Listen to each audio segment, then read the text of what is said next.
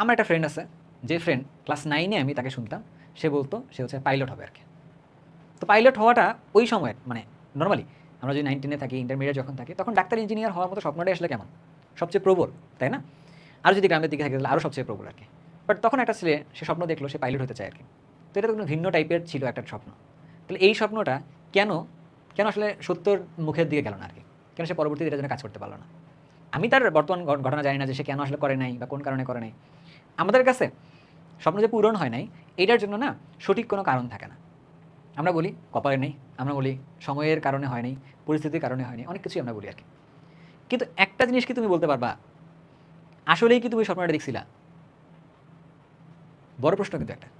কারণ যে স্বপ্ন দেখে সে আসলে ওটার জন্য কাজ করে। ট্রুলি কাজ করে। ট্রুলি। কীরকম তোমাকে আমি একটা কথা বলি। একটা বড় উদাহরণ একটা আছে। যে উদাহরণটা হচ্ছে এরকম টাইপের, ধরো তুমি একটা গাছ কাটতে যাবা।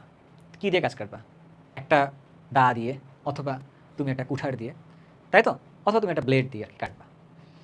আচ্ছা, তুমি গাছটা কাটার আগে ওই কুঠারটা বা দাটা তুমি আসলে কী করবা? ধার দিবা না? গাছটা কাটতে সময় লাগে কতক্ষণ? হয়তোবা 10 মিনিট বা 15 মিনিট সময় লাগবে। বা হয়তোবা 2 থেকে 3টা কোপ দিলেই গাছটা কেটে যাবে। কিন্তু ওই কুঠারটা ধার দেওয়ার জন্য তোমাকে কিন্তু অনেকটা সময় পার করতে হয়েছে। কখনো ধার দেওয়াটা দেখছো? যখন গ্রামের দিকে দেখবা একটা জিনিস ধার দেওয়ার জন্য কি অনেকবার সেটাকে সময় দিতে হয়। কোনো সময় আমরা মনে হয় দেখি এরকম। লম্বা সময় জুড়ে আমরা কি করি? ধার দিই। কম সময় জুড়ে গিয়ে ফলাফলটা পাই। তা আমরা ড্রিমটা ছেড়ে দেওয়ার সিদ্ধান্তটা খুব কম সময়ের মধ্যেই নিয়ে নিই। কিন্তু ড্রিমটা পূর্ণ করার জন্য যে একটা ডেডিকেটেডভাবে সময় চেজ করা যেটাকে বলে, একদম ওটার পিছনেই ছুটতেছি। এই ছোটটা আসলে কয়জন দিই? আমি তোমার কাছে একটা রিকোয়েস্ট করি, তোমরা বর্তমানে আমার যারা ভিডিওটা দেখছো, তো তোমরা আসলে কতটুকু স্বপ্ন দেখছো আমার তো জানা নেই। বাট যতটুকু তুমি স্বপ্ন দেখছো না, এই স্বপ্নটাকে পূরণ করার জন্য ওই কুঠারে ধার দেওয়ার মতো করে নিজেকে প্রস্তুত করো। তুমি যদি মনে করো সেটা পড়াশোনার মাধ্যমে, তাহলে ওইটার পিছনেই প্রস্তুত নাও। তুমি যদি মনে করো পড়াশোনা না, অন্য কিছুর মাধ্যমে, তাহলে তুমি ওইটাই করো। বাট স্বপ্ন, প্রত্যেকটা স্বপ্ন অনেক সুন্দর। কারণ প্রত্যেকটা স্বপ্নের পিছনে আমরা সবাই দেখি কেরিয়ার, কেরিয়ার না। প্রত্যেকটা স্বপ্নের পিছনে একটা প্যাশন থাকে আরকি।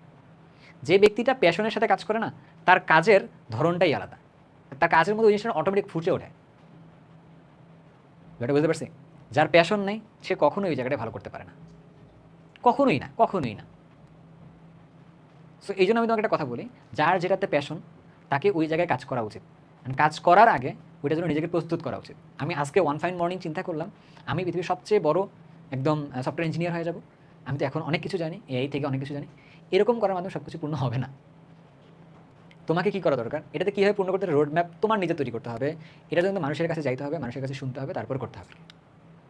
বুঝতে পারছি জিনিসটা? সো তোমরা যারা 25 ব্যাচের আছো, তোমরা ভালো করে পড়াশোনা করো। তোমরা তোমাদের নিজেদের ড্রিমটাকে পূর্ণ করার জন্য কাজ করো। সো কাজ করতে গিয়ে কোনো একটা অংশে হয়তোবা আমার এই ভিডিওটা যদি তোমাদেরকে সহযোগিতা করে, এটা হচ্ছে আমার পূর্ণতা আরকি। সো আমি আমার জীবন জুড়ে খুব বড় জীবন না, বাট এতটাও ছোট জীবন না আবার। এই জীবনে আমি অন্যের স্বপ্ন পূরণ করার জন্য অনেক কাজ করছি। কিছু ছোট, ছোট স্বপ্ন আসলে পূরণ করতে পারছি। যেটা আমার বলার মতো গল্প। বুঝতে পারছি কথাটা? তাহলে এই গল্পগুলো আসলে আমাকে সবসময় যেন অনুপ্রাণিত করে অন্য কারো জন্য কিছু করার। সো তোমাদের কোনো একটা সফলতার বা কোনো একটা গল্পের কোনো একটা জায়গায় যদি আমার অবস্থান হয় বা আমার এই কথাগুলো যদি অবস্থান হয় বা ভিডিও বা আমার কাজগুলো অবস্থান হয়, বিশ্বাস করো আমি সবচেয়ে ওই দিন খুশি হব আরকি। সো আজকে এই পর্যন্তই। সবাই ভালো থাকবা, সুস্থ থাকবা। ইনশাআল্লাহ পরের ভিডিওতে আবার দেখা হবে। মূলে পর্যায়বৃত্ত ধর্মশ্রেণী বন্ধন যে চ্যাপ্টার রয়েছে সেটা নিয়ে আরকি। আজকে এই পর্যন্তই। আল্লাহ হাফেজ।